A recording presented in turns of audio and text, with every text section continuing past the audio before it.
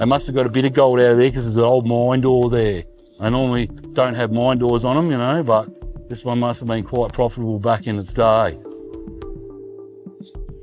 And we'll start checking some of these quartz veins, all these reefs up and around here. From mining over 1,000 ounces of gold to coming across an old forgotten mine filled with gold beyond his wildest dreams, this is how Parker Schnabel discovered a long-lost ancient gold mine. Parker Schnabel and his team had just stumbled upon something incredible, an old mine filled with untouched gold.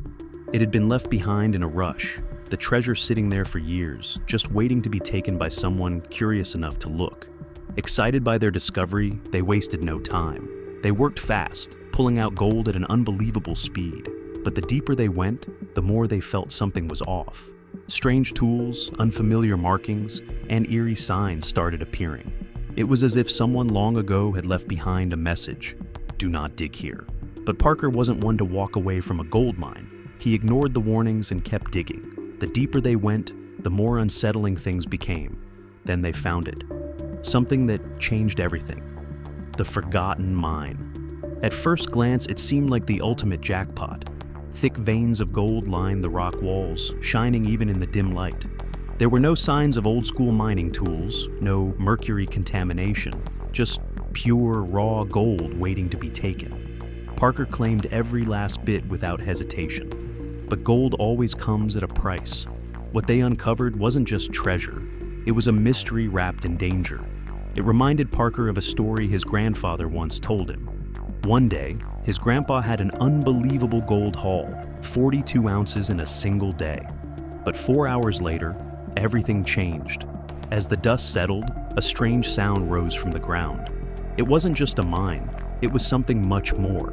Parker's team had no permafrost to deal with, no million-dollar machines burning fuel, just them, the mine, and a growing sense of unease. They thought they were just digging for gold. Instead, they had uncovered something that was never meant to be found. Wait, there's more. Unlike other mining operations they had been through, this one was just simple, efficient digging with massive rewards. In just a few hours, they had pulled over 100 grams of gold. It felt almost like stealing from history itself. And something about it felt off. The more they dug, the more questions arose. Who had left this mine behind? And why had no one ever come back? If it was as good as it seemed, then where was everyone? Just as they reached what should have been the most lucrative part, they found something they weren't prepared for. Evidence that they weren't the first to uncover these riches. And those who came before had left in a hurry. While things were looking good for Parker, the same couldn't be said for everyone. Another miner in the area had been working tirelessly, desperate to hit bedrock. He had poured everything he had into a single hole, a hole that kept swallowing money faster than it gave back gold. It was a high-stakes gamble, the kind Parker knew all too well. He watched closely, knowing how easily fortunes could flip from riches to ruin. But here's the kicker. When Parker's team went to clear the site, they realized this wasn't just an abandoned mine. It was a time capsule, frozen in history. The rock formations didn't match modern geological maps. On top of that, the tools they found were too advanced for the time period, and something had been left behind, something more valuable than gold. If they could pull 5 or 6 kilos of gold in one haul, they'd be set. But this was never just about the money. It was about the chase, the thrill of knowing something massive was just within reach.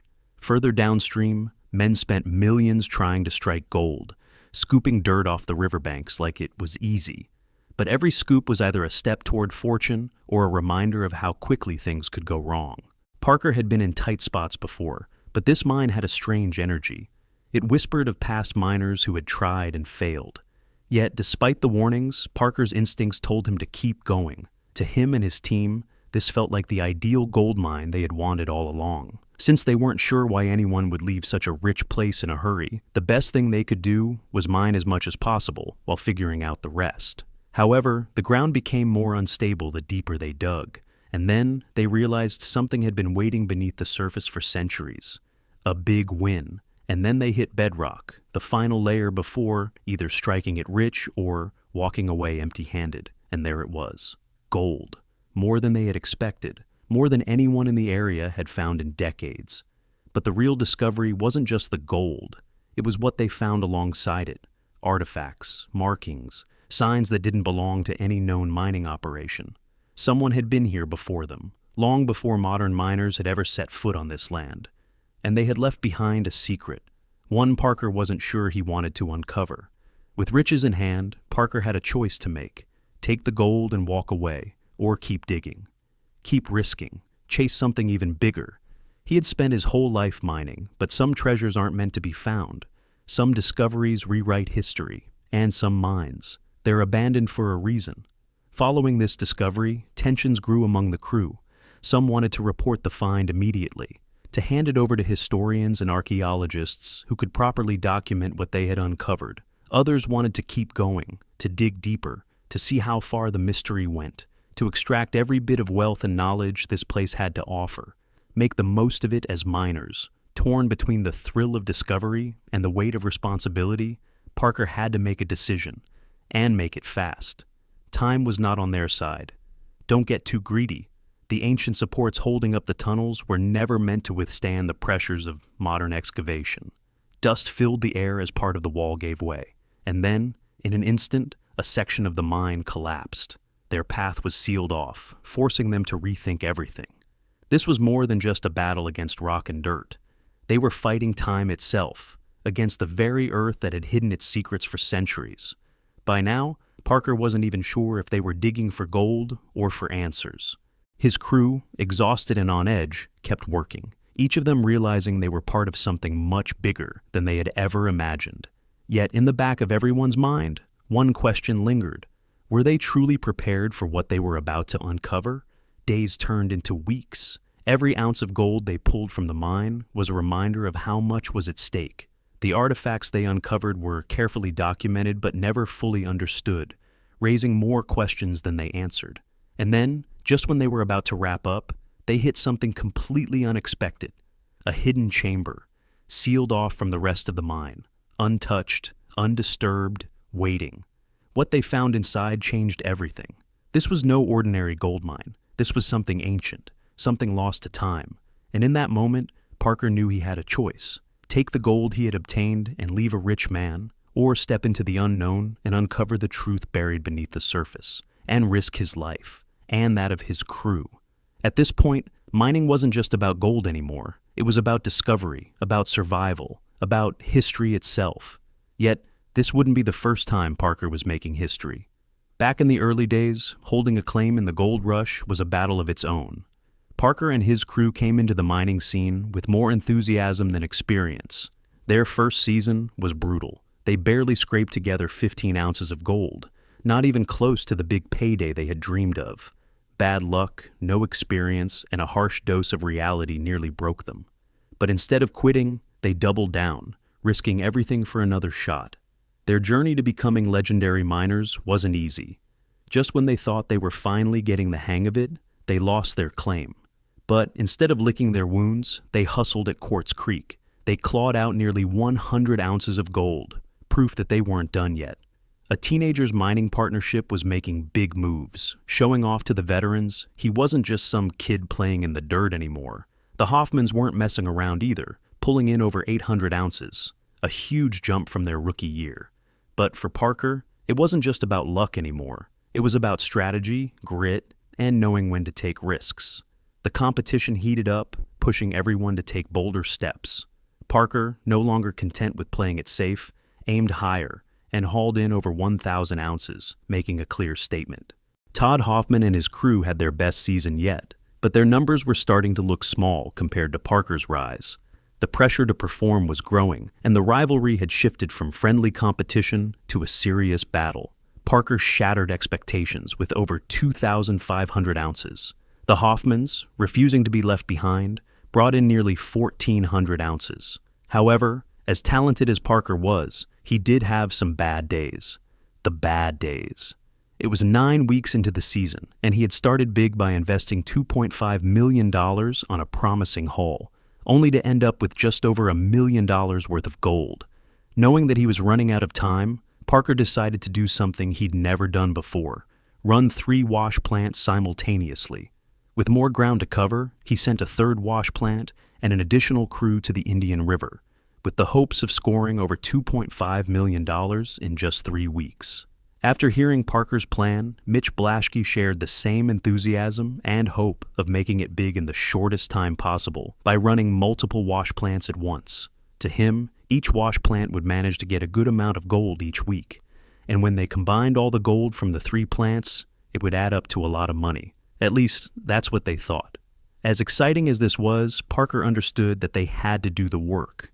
Running 3 wash plants meant the potential of getting more gold, yes, but it also meant more pressure for the staff and more headaches for Parker.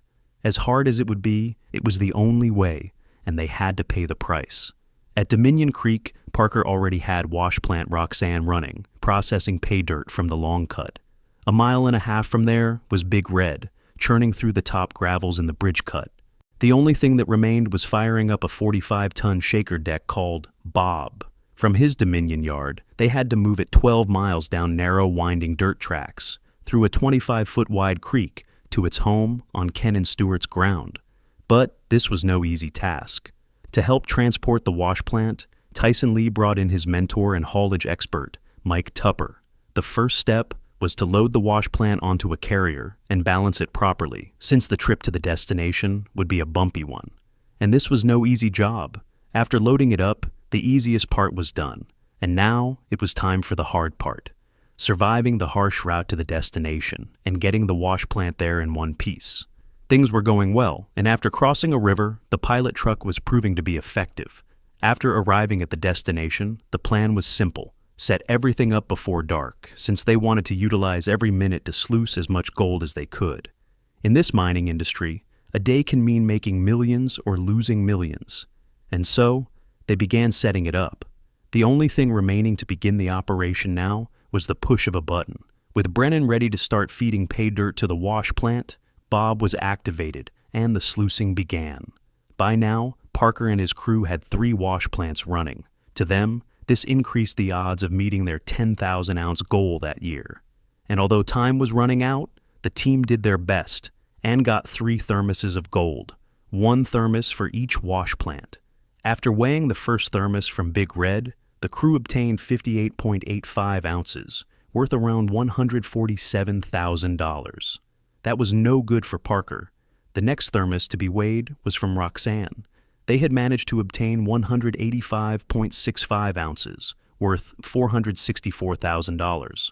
Lastly, they measured the returns of the new guy, Bob, set up to get Parker's season back on track. The wash plant was expected to bring in over 300 ounces per week. However, Bob only managed a quarter of its runtime. To Parker's disappointment, after weighing the gold, they got 58.45 ounces, worth $146,000. These returns really angered Parker. He was making that much with just 1 wash plant in the previous seasons. From mining over 1,000 ounces of gold to coming across an old forgotten mine filled with gold beyond his wildest dreams, this is how Parker Schnabel discovered a long-lost ancient gold mine.